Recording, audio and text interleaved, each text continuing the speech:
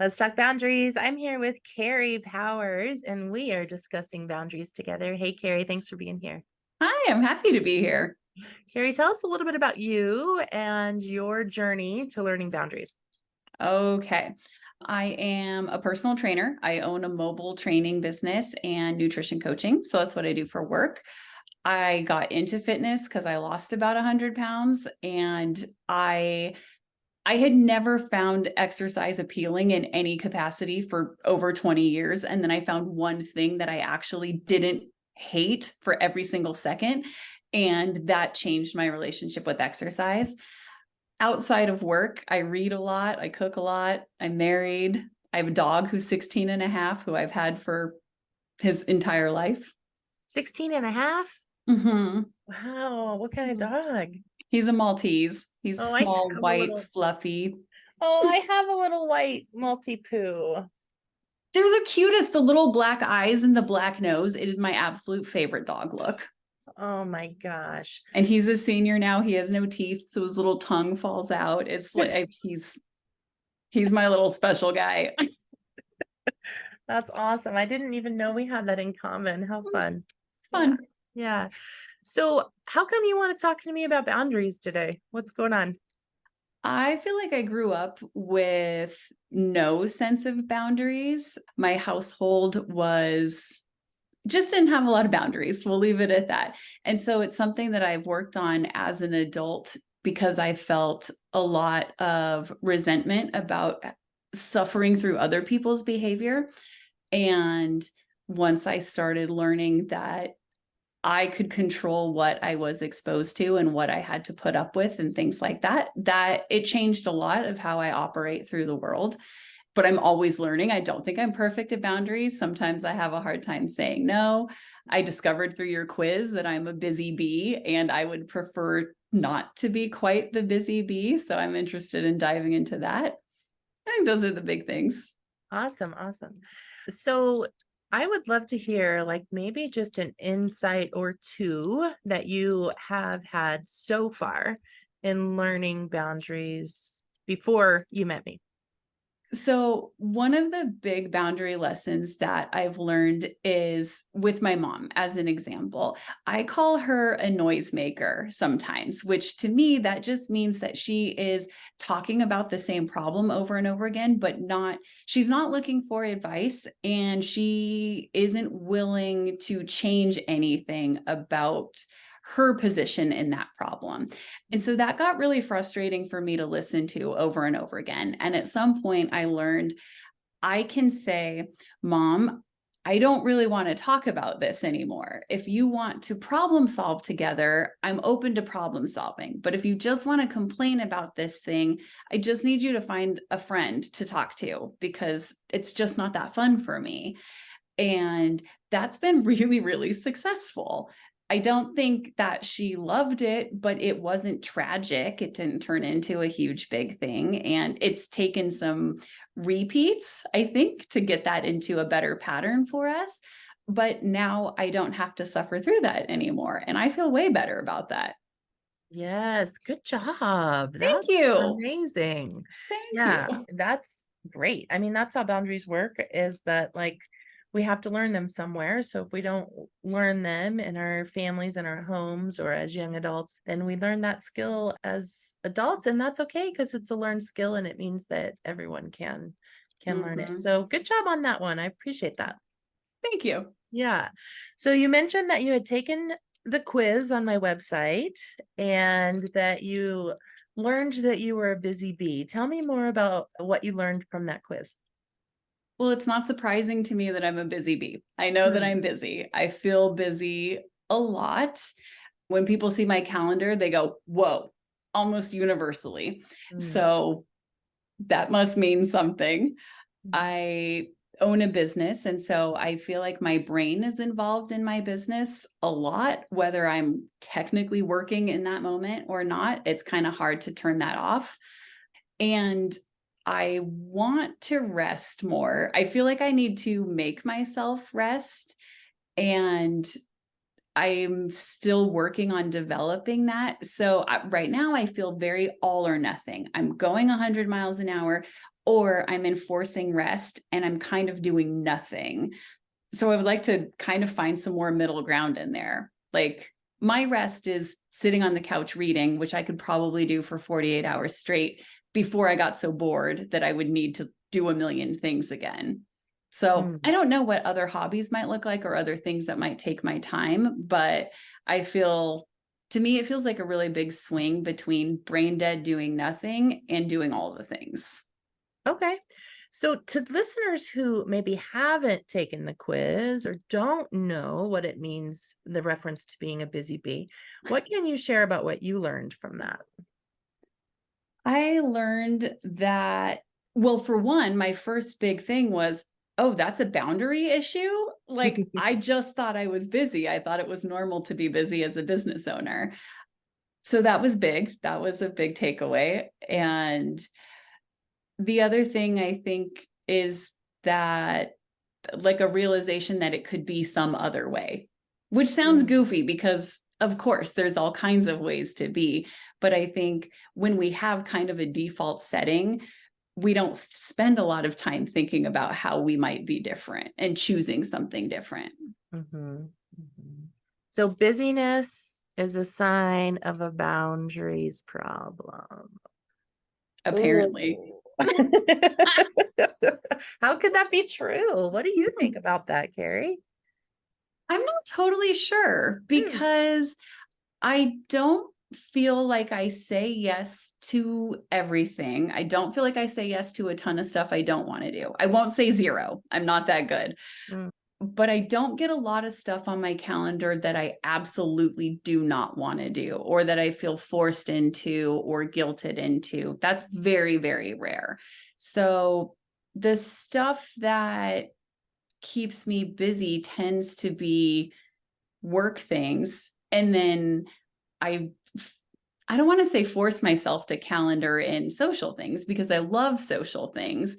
If they don't get on the calendar, they don't get done though. So I kind of have to plan for those.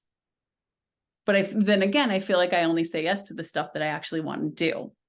mm. So I don't know. I don't know where I'm missing boundaries here. I need you to teach me. Well, maybe you're not. Maybe you just like to be busy. Maybe it's not a problem for you. What do you think about that? That sounds better. I'd prefer that option for it to not be a problem. Okay. So just keep being busy then. Okay. Well, that's easy. Like if you just need permission to be busy and you're okay with being busy, then I think that that's all right. That's an Mm, option for you. yeah. So does the trouble really come in when it is doing all the things for guilt or some other reason, something that you don't want to do that's keeping you busy? Like that's the challenge? Well, the problem with busyness is that we lose our peace of mind.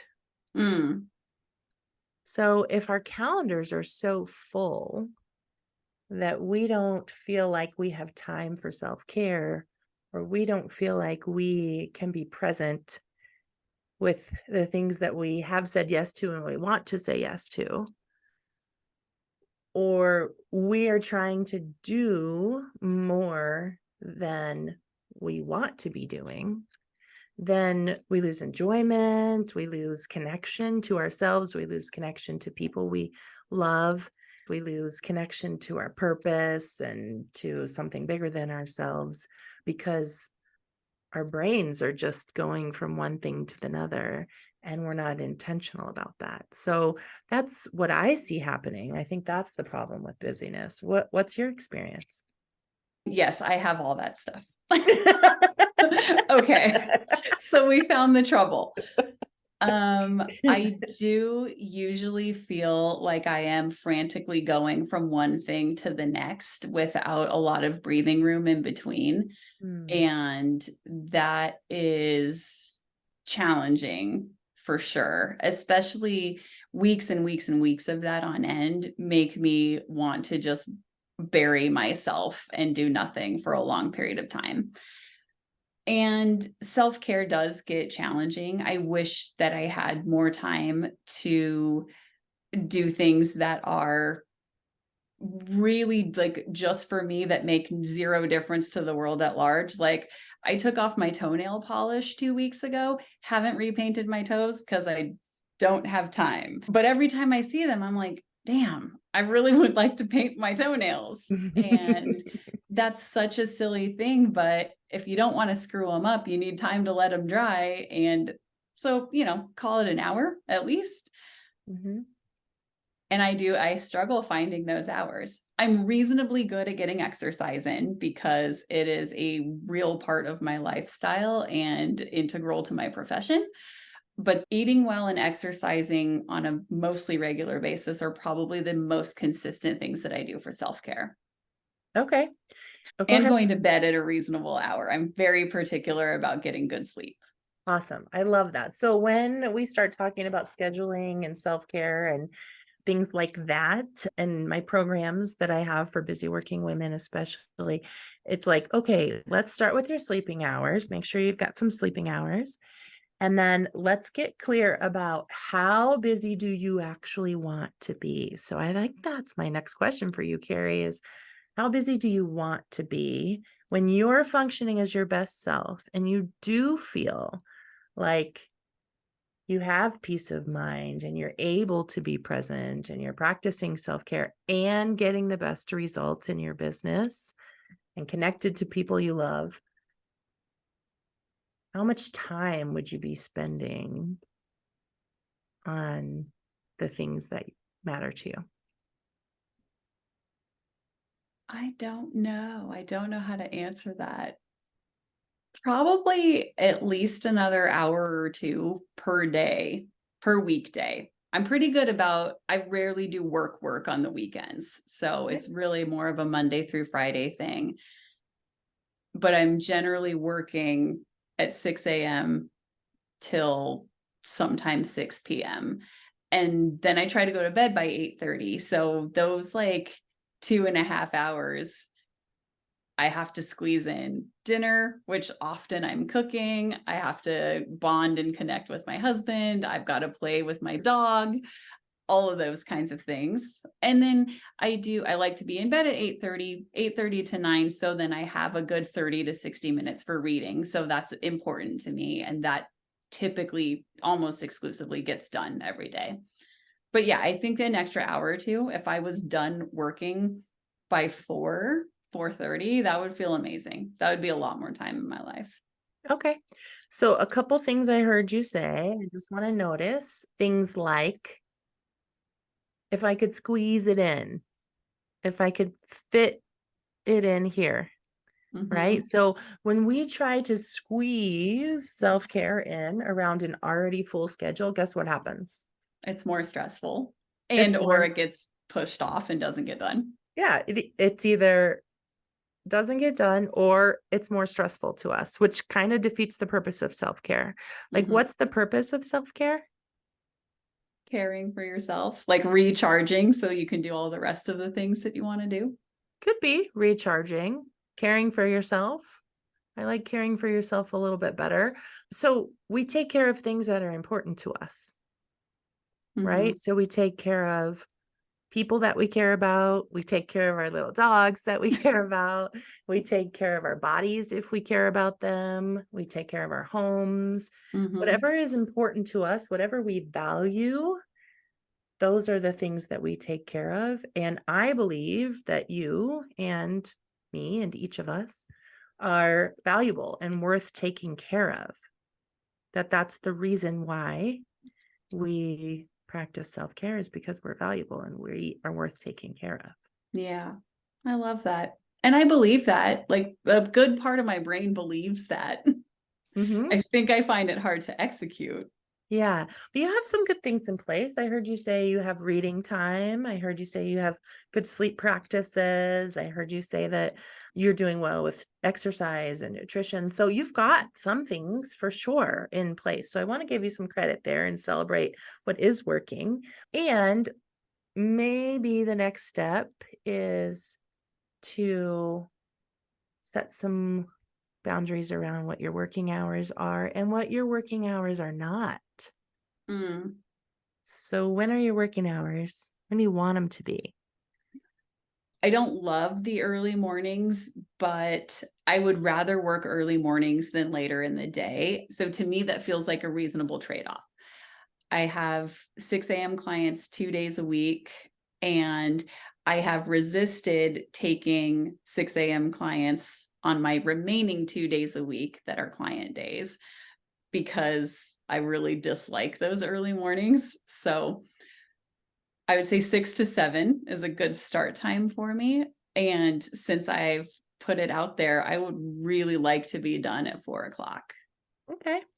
And this conversation has made me think a long time ago when I was in the corporate world, I worked for this very, very, very demanding company, and we had a minimum 10-hour workday by default, and most people worked 11 or 12 hours. And one woman I worked with, she was so rigorous with her calendar. Like, she was the person who was always out before anybody else, and she was one of the highest performers. And then she had a baby and she got even more militant about it. And I never understood how she could get so much done in so much less time than everybody else. But she had a really compelling reason.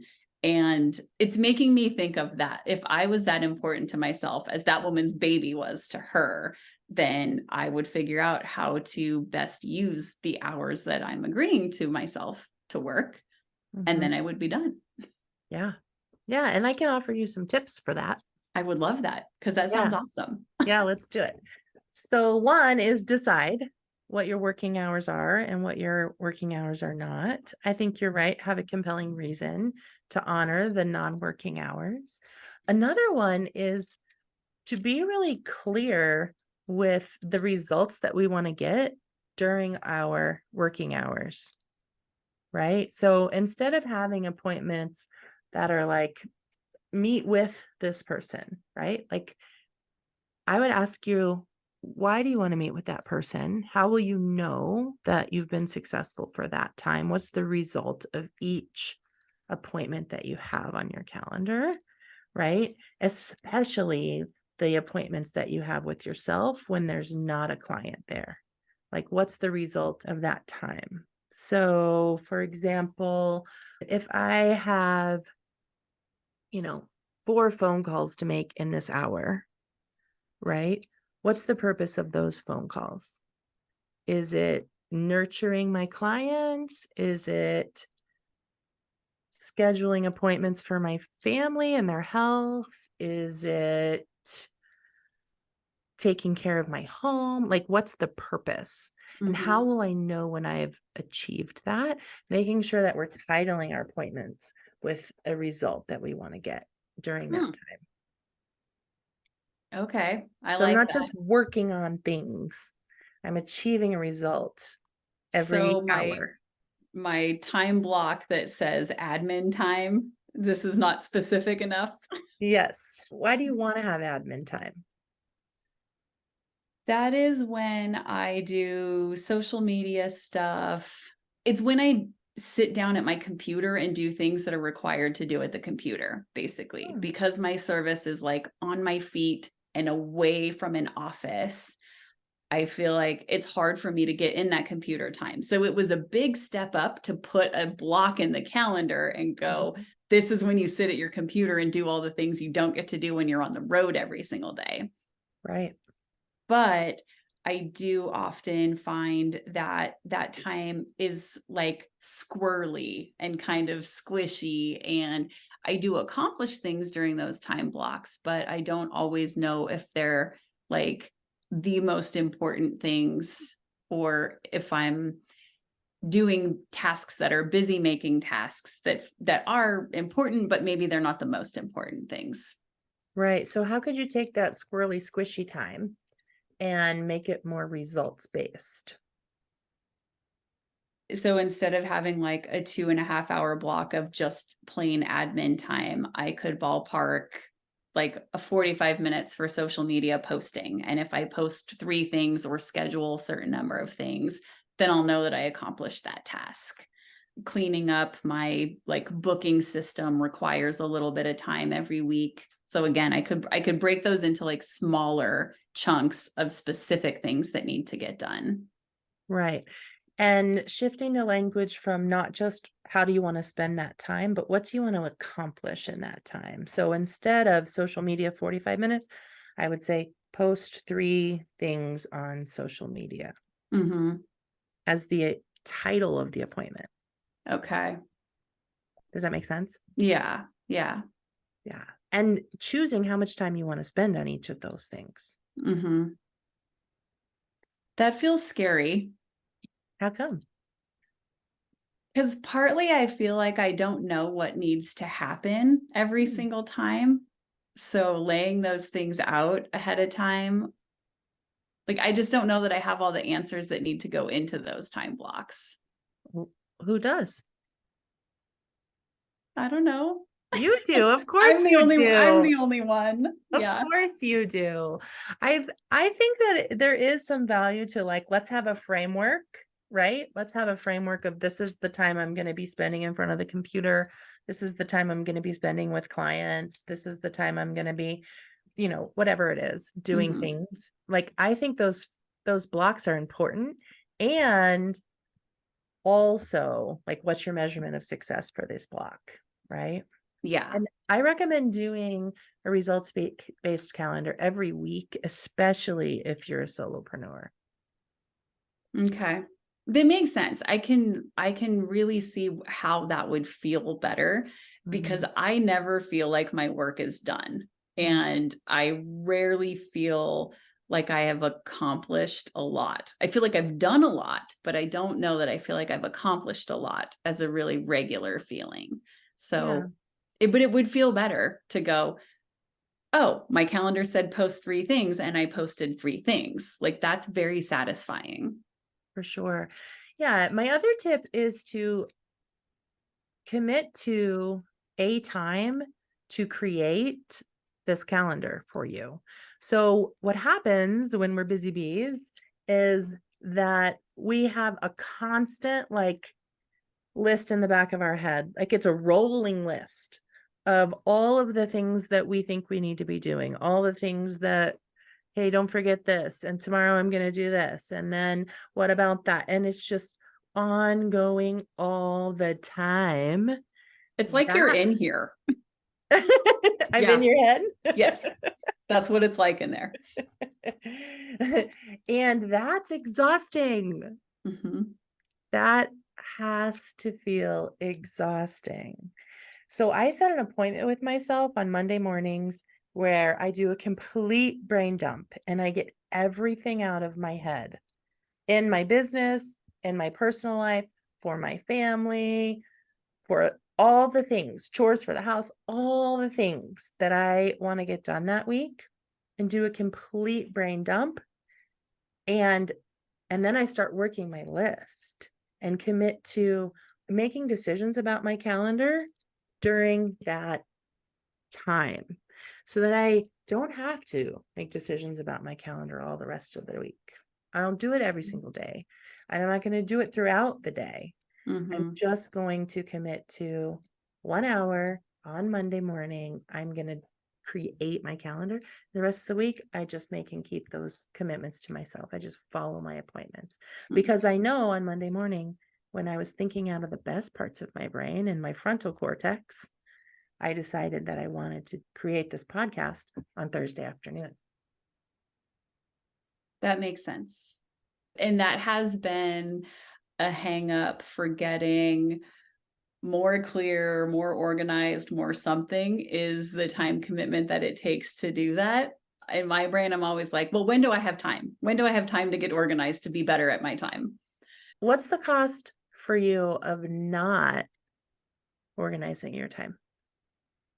Continuing to feel really frantic and not having enough breathing room. Yeah, continuing to feel the way I do now.